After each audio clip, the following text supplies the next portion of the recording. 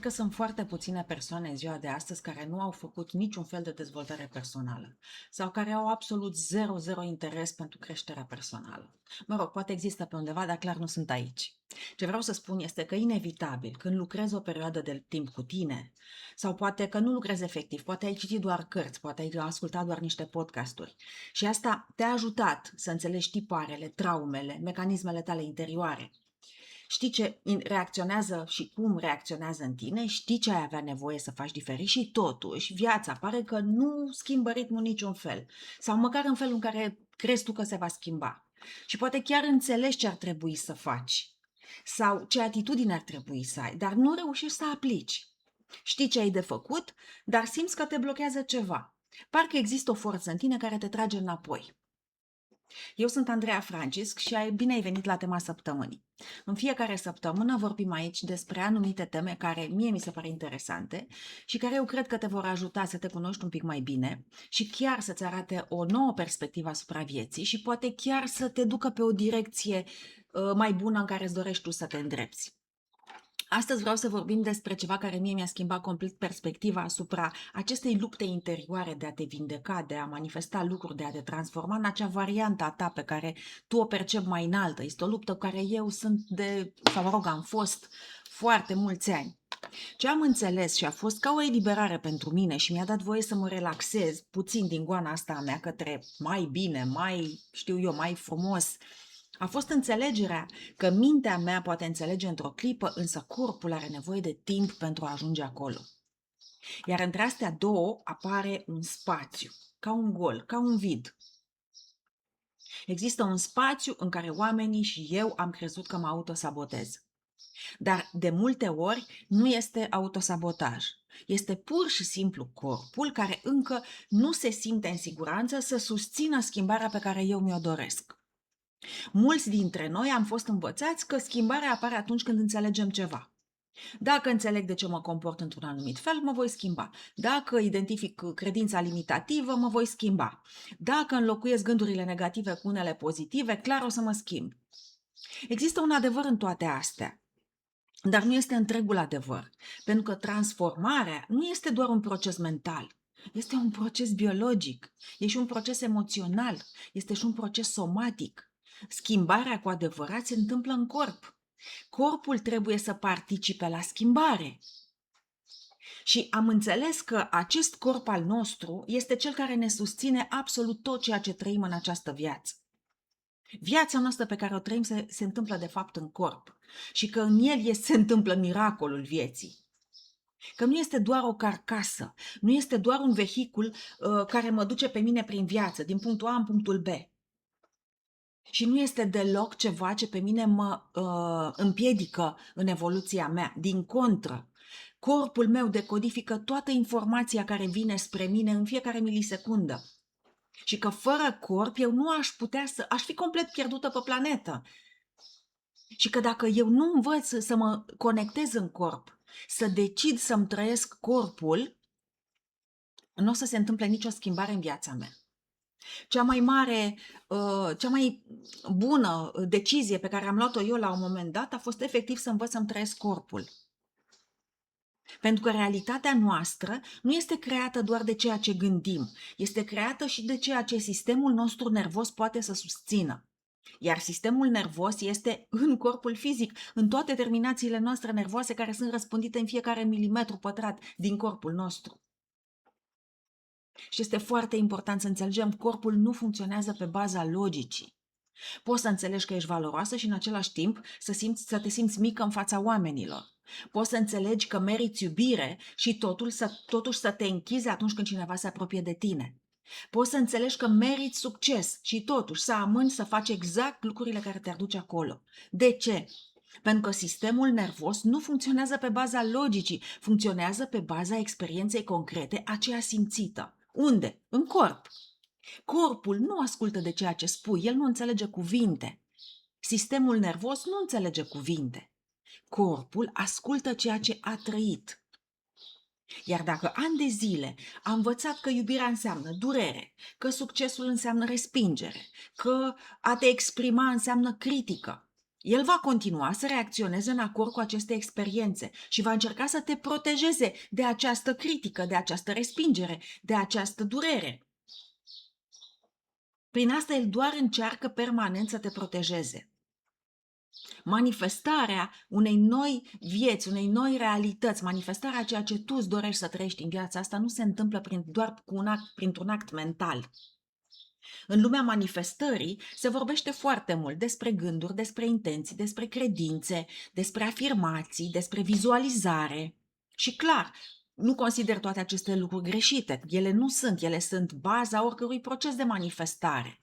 Adică nimic din ceea ce există pe planeta asta, adică tot ceea ce există pe planeta asta a fost mai întâi vizualizat de cineva, gândit de cineva.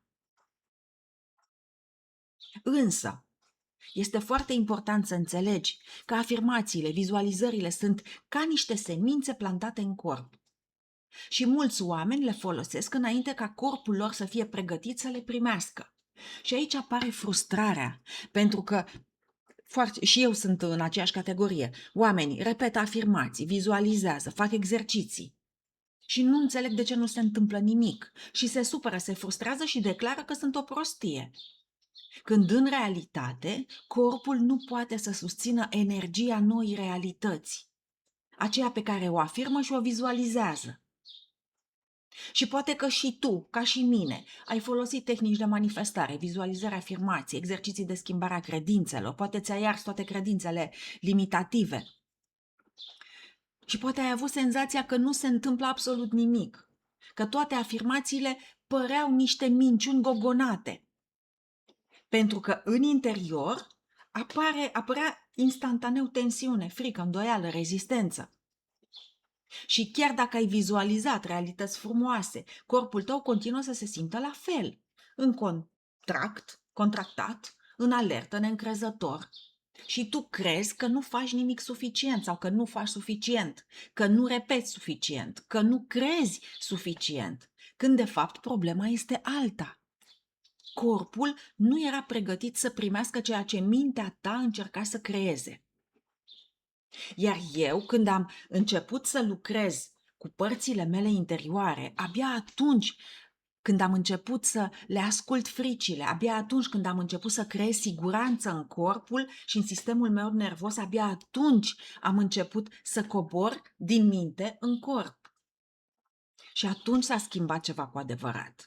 Nu pentru că am găsit afirmația perfectă, nu pentru că am găsit tehnica perfectă, pentru că nu este despre tehnică. Da, ok, afirmațiile trebuie formulate într-un anumit fel, pozitiv și pe pozitiv și la timpul prezent. Ok, apropo de tehnică, dar nu este numai despre tehnică. Până când corpul nu a început să spună da, ok, da, este posibil, da, este sigur, da, pot să primesc asta. Nu s-a schimbat absolut nimic. Dar în momentul în care am lucrat cu părțile mele interioare și le-am liniștit și am eliberat frica lor, frustrarea lor, nemulțumirea lor, disperarea lor și toate celelalte emoții care țineau corpul meu contractat, abia atunci afirmațiile au început să funcționeze diferit. Nu mai păreau niște minciuni, nu mai păreau niște încercări disperate de a manipula o realitate care mie nu-mi plăcea.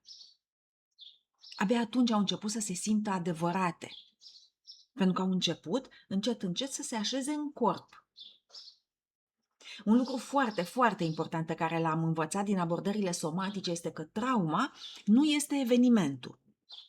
Am mai spus asta și o să tot spun. Trauma este felul în care am perceput evenimentul.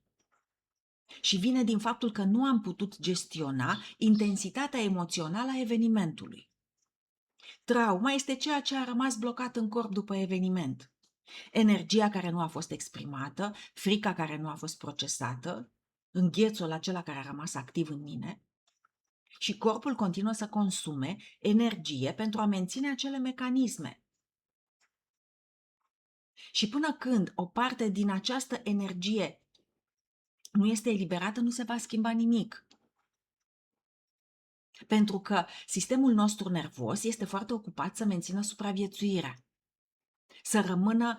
Și când sistemul nervos trăiește în supraviețuire, și consumă energie, foarte multă energie, ca să mențină mecanismele noastre de supraviețuire, în acel moment nu este loc în noi pentru creativitate. Nu e spațiu pentru manifestare, pentru expansiune. Pentru că unicul scop al sistemului nervos este să ne țină în viață, iar pentru asta nu contează prețul pe care trebuie să-l plătești.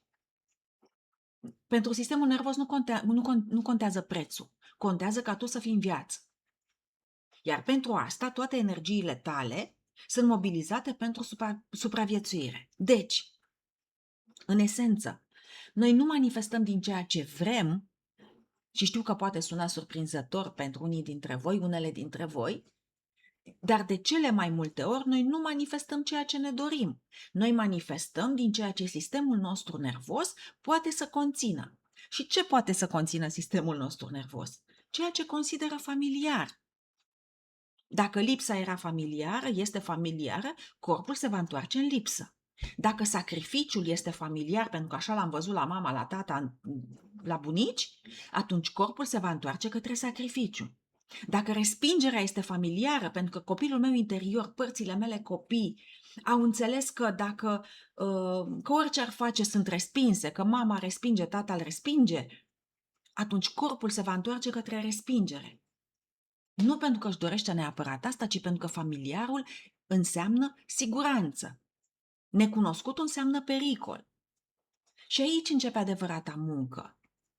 Adevărata muncă este să înveți corpul o nouă realitate, să înveți corpul că poate să primească, să lucrezi cu copiii tăi interior, cu părțile copii din tine care au învățat că iubirea este lipsă, până când ei înțeleg că de fapt pot să și primească iubire și că pot să elibereze energia aceea de lipsă, durerea aia, tristețea, deznădejdea, credința aceea că orice ar face, oricât ar da, oricât s-ar oferi, oricât s-ar sacrifica, nu o să primească niciodată nimic în schimb. Toate aceste programele trebuie lucrate în interiorul tău. De aceea spun că este foarte important să-ți trăiești propriul corp. Pentru că corpul este creatorul realității noastre, în corp este sistemul nostru nervos, în corp sunt părțile noastre care au aceste mecanisme. Și una dintre cele mai importante întrebări pe care trebuie să ni le punem tot timpul este aceasta: pot să primesc ceea ce spun că îmi doresc? Nu să obțin, să primesc. Pot să primesc mai multă iubire? Eu când primesc iubire, unde o simt? În cap? Nu, clar că nu, o simt în corp. Iar dacă corpul meu nu este obișnuit să simtă apropiere, mângâiere, iubire, ce va face? Va fugi mâncând pământul. Pentru că se va apropia cineva de mine care va vrea să-mi ofere iubire, iar eu o să mă sperii teribil pentru că mi-e necunoscut și necunoscutul înseamnă pericol. Dacă are gânduri ascunse, dacă are o agendă acolo, dacă. Și atunci, eu în loc să mă deschid să primesc iubire, eu fug mâncând pământul. Pot eu să primesc mai mult succes, mai multă libertate, mai mulți bani, mai multă bucurie. Și chiar acum, în timp ce asculți asta, fii atentă ce simți în corp. S-a contractat sau este relaxat și deschis? Cum îți simți corpul? Pentru că fiecare informație care vine, pe care tu o primești din exteriorul tău, creează în corp o reacție. Dar dacă tu nu ești conectată la corpul tău, tu nu-l trăiești, tu nu vei simți nimic, tu nu vei fi conștientă de acea reacție. Și așa nu o să știi niciodată dacă ceea ce vine din exterior este bun sau rău pentru tine. Și n-ai să știi ce să decizi, dacă să rămâi sau să pleci. De aceea este foarte important să fii tot timpul conectată în corp, să înveți să trăiești corpul. Informațiile vin, dar tu nu simți nimic. Și revenind la întrebare, pot eu să primesc mai multă iubire? Pot eu să primesc mai multă atenție, succes, bani? Dacă corpul intră în alertă, atunci când apar toate astea, el le va respinge sau le va pierde fără să înțeleagă de ce. Așa se și explică de ce câștigătorii la loto în 2 ani pierd toate milioanele. Pentru că se întorc la ceea ce le era familiar. Pentru că corpul lor nu are capacitatea să susțină energia acelor bani.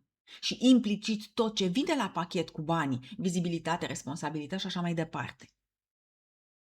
Manifestarea nu înseamnă doar să atragi. Manifestarea înseamnă să poți susține. sau și să poți primi. Pentru mine, acesta a fost punctul în care toate aceste abordări pe care eu le folosesc au început să se unească și să lucreze împreună.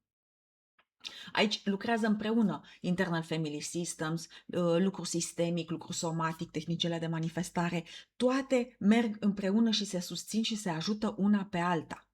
Pentru că este foarte important în momentul în care eu fac o afirmație, dacă corpul meu se contractă sau dacă corpul meu respinge acea afirmație, înseamnă că este o parte în mine care nu o acceptă și atunci mă duc folosind Internal Family Systems să lucrez acea parte din mine care consideră, care nu crede ca și adevăr faptul că eu merit iubire, de exemplu.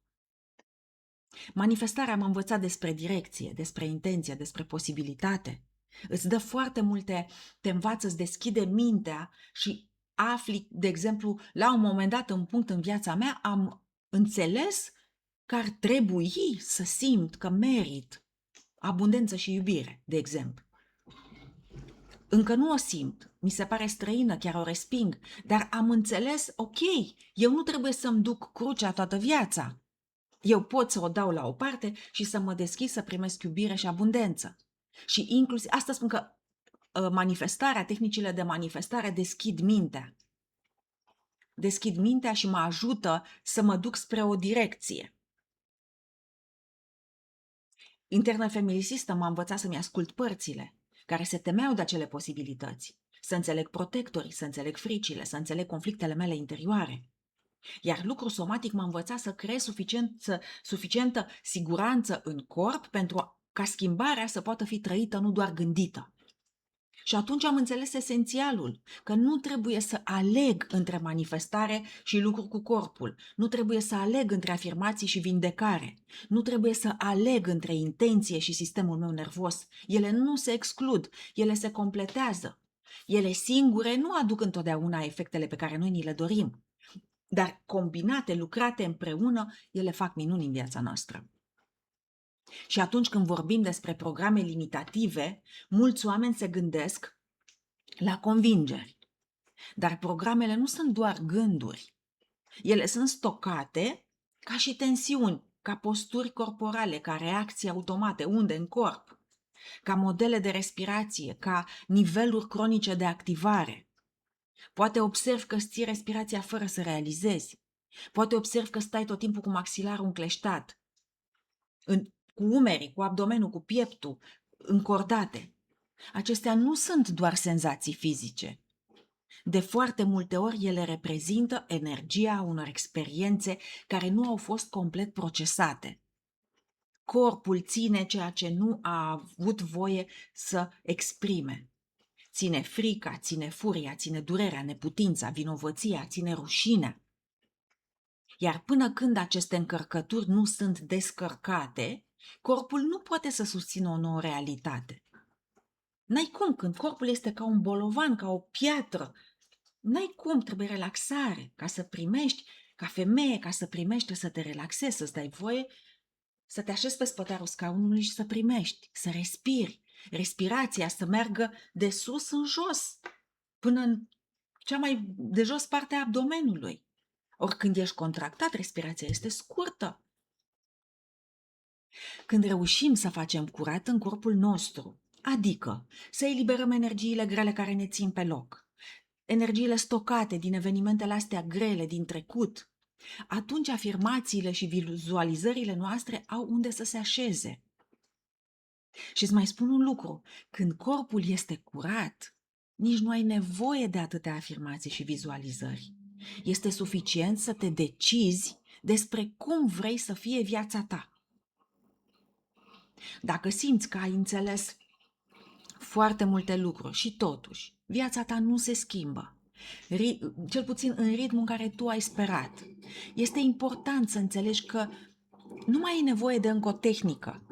Poate că următorul pas nu este să înveți mai mult, ci să creezi mai multă siguranță în corp, să asculți ceea ce corpul tău încearcă să-ți spună, să eliberezi greutățile pe care le poartă și să permiți sistemului tău nervos să ajungă din urmă ceea ce mintea a înțeles deja.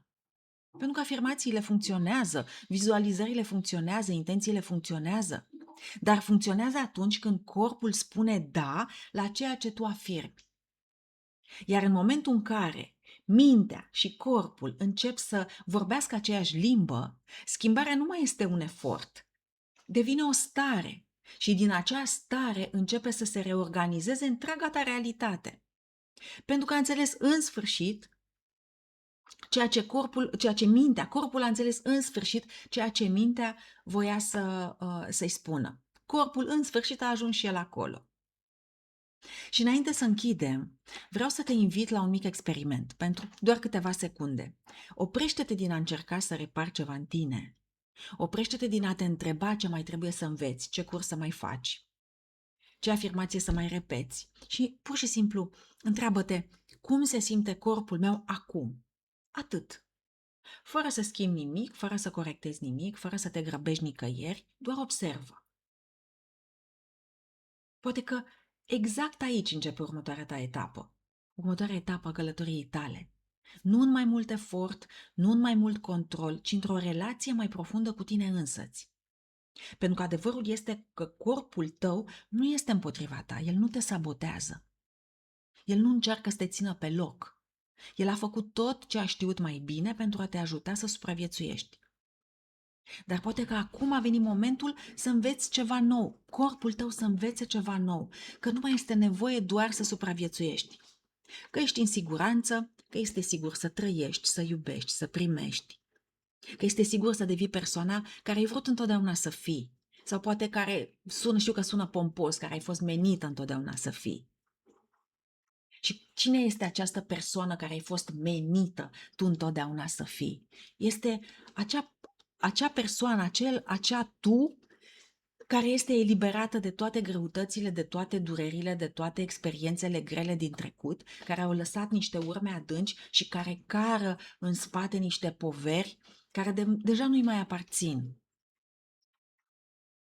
Iar atunci când corpul tău începe să creadă acest lucru, că meriți să fii cine vrei tu să fii, nu mai trebuie să forțezi schimbare. Ea începe să apară natural, pas cu pas, respirație cu respirație, moment cu moment.